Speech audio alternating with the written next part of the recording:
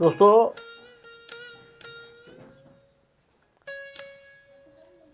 इहा त सिंध अम्मा जे मिट्टीअ जहिड़ी चिटी हक़ीक़त आहे, ख़ुशबूदार मिट्टीअ जहिड़ी चिटी हक़ीक़त आहे त लतीफ़ साईं जो जनमु निज सूफ़ियाने माहौल में थियो हो, जेको हर क़िस्म जी इंतिहा पसंदी खां बिन्हे आजो हो।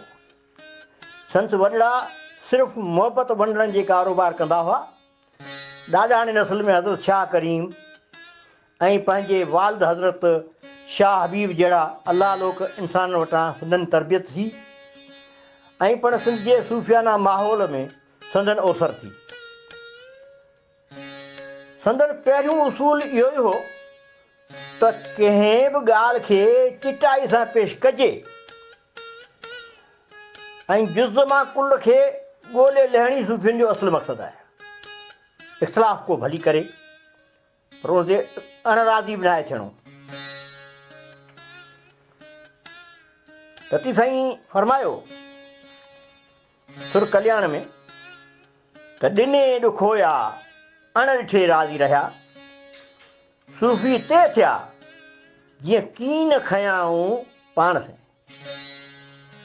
यानी सचा सूफ़ी उहे ई आहिनि जेके कुझु घुरनि नथा कंहिंखां, हू ॾिने मां ॾुखोइजनि था ऐं अण ॾिने ते राज़ी आहिनि। छो त सूफ़ी सचे इश्क जो ॿियो नालो आहे।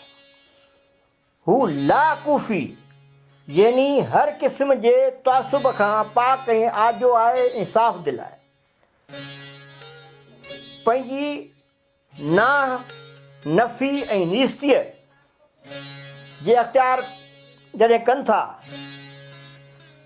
त पोइ हू पंहिंजे हुजण वारे अख़्तियार खां परे थी विया आहिनि।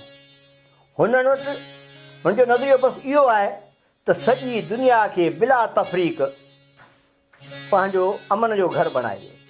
सूफ़ी सहप जो बुनियादु आहिनि ऐं पंहिंजी गर्ज़ खे धोई फिटो करे था छॾीनि।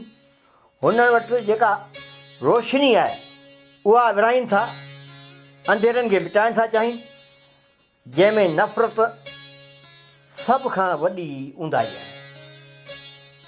जे लतीफ़।